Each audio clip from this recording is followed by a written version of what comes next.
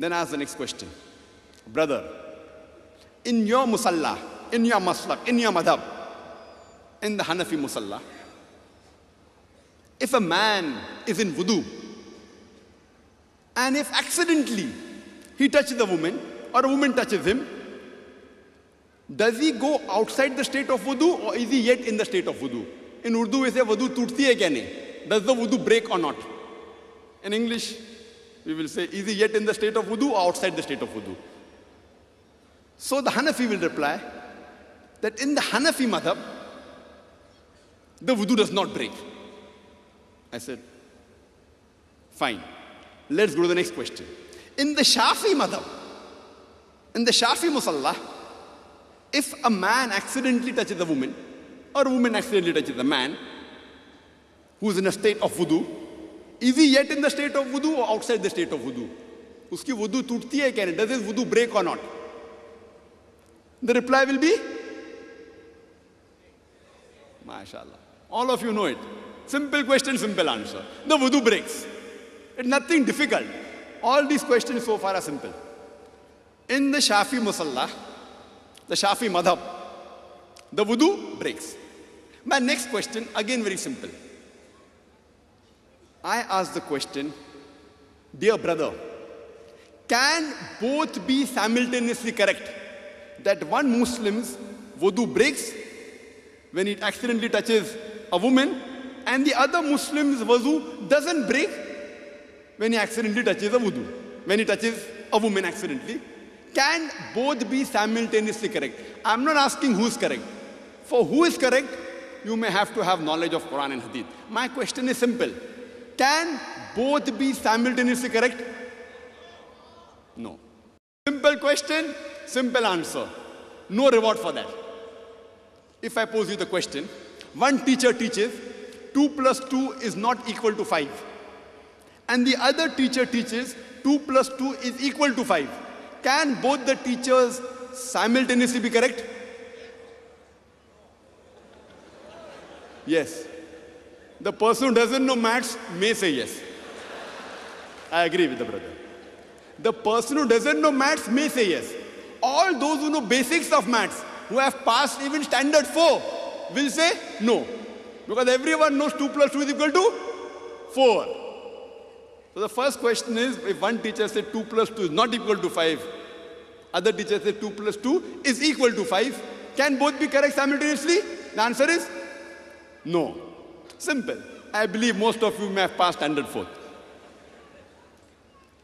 But if I ask you a slightly difficult question, 375 multiplied by 625 is equal to 1,525,000. One teacher says that. The other teacher says 375 multiplied by 625 is not equal to 1,525,000. Can both be correct simultaneously?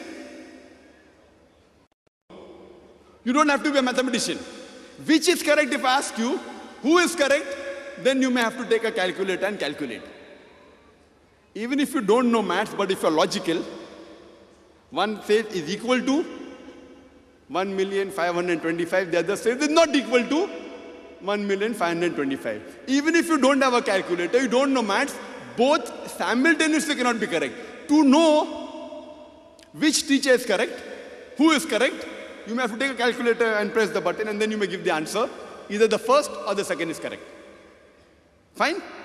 Everyone is with me? MashaAllah. So similarly, to say who is correct or which madhab is correct, the Hanafi or the Shafi, can both be simultaneously correct? The answer is no. But which madhab is more correct? What is the reply? The same reply. You have to check up in the authentic sources. Number 1 is Quran. Number 2 is Hadith. Correct. So now, this answer, who is correct, Hanafi or Shafi, here everyone will not know unless he has strived in the way of Allah subhanahu wa ta'ala. He has strived to find out the truth. Now when we read the Quran, it's mentioned in the Quran, in Surah Ma'idah, chapter number 5, verse number 6. Ya ayyuhal ladhina amanu, O you who believe, when you prepare yourself for salah, wash your face and your hands and arms up to the elbow. Rub your head with water. Wash your feet up to the ankle. That means doing wudu is compulsory before salah. And if you are in ceremonial impurity, you have to bathe. You have to have a bath. And the verse continues. Or if you are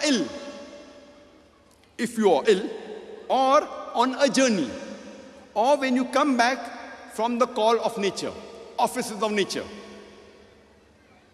or if you are in contact with women, or if you touch a woman, and if you do not find water, take clean sand or earth and rub it on your face and your hands. Talking about tayammum, if there's no water, do tayammum.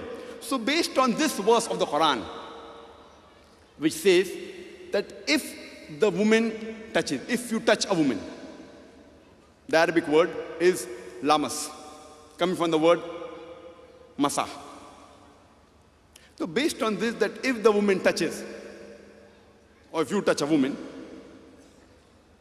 you have to do wudu. Or if no water is there, you have to tayammum. Now, or you have to bath. Bath or wudu or tayammum. 3 options. If there's no water, tayammum. Now, as far as the Arabic word masa is concerned, it has got 2 meanings. If you look in the dictionary, what is the meaning of masah? It has 2 meanings. One is a physical touch, the other is a sexual touch. So, 2 great Aimmas, they were great scholars. Imam Abu Hanifa, Rahimullah, may Allah's mercy be on him. He took the meaning that if you sexually touch a woman, then doing wudu or having a bath becomes compulsory. The masaya mentioned is sexual touch. Therefore, physically if you touch a woman, the wudu does not break. Imam Shafi, may Allah's mercy on him, Rahimahullah, he took the meaning physical touch. Masa has got 2 meanings. Anyone can be right. So he took the meaning physical touch. So according to the Hanafi school of thought, sexual touch breaks the wudu, physical touch does not break a wudu. According to Shafi school of thought, even physical touch of a woman breaks the wudu. You become outside the state of wudu. Now, masa has 2 meanings. Each scholar took 1 meaning. But the best commentary of the Quran is the Quran itself. And if you don't find in the Quran, then go to the next source, that is the Hadith. But when we look up at the other verses of the Quran, if you read Surah Al-Imran, chapter number 3, verse number 47, this word of Masa is even present there. It speaks about the story of Maryam alayhi salam. That when the Archangel Gabriel, he comes and gives her the message that you shall have a son. So the reply of Hazrat Maryam, may Allah be pleased with her, she says in Surah Al-Imran, chapter number 3, verse number 47, that how shall I have a son when no man has touched me? The same word, the same root word, masa, is there. Now, any one of us will understand when Hazrat Maryam, may Allah be pleased with her, when she says that how shall I have a son when no man has touched me, it means sexual touch. Does not mean physical touch. Because physically if someone touches a woman, she need not have a child. But sexually, if someone touches, chances are she'll have a child. So she says, how shall I have a son when no man has touched me? And the reply comes, when Allah decrees a matter, Allah says, kun fayakun, be and it is. That's the full context. But the word masa here means sexual touch. Further, when we read the hadith of Prophet Muhammad sallallahu alaihi wasallam, if there's a doubt, if you can't understand certain verses of the Quran, you have to go to the next source, that is the hadith, and see to it that the hadith is authentic, is sahih. There's a hadith, a sahih hadith of Abu Dawud, word number 1, in the book of Salah, chapter number 70, Hadith number 179. Hazrat Aisha, may Allah be pleased with her, she said, once the Prophet kissed one of his wives and he went for prayers. He did not perform ablution.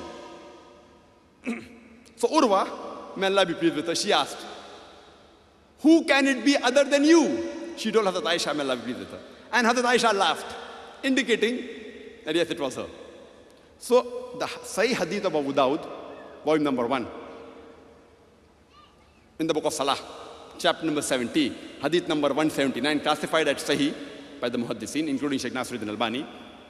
It says when Muhammad Sallallahu Alaihi Wasallam was in the state of wudu, he kissed his wife Hazrat Aisha and went for Salah without doing wudu again.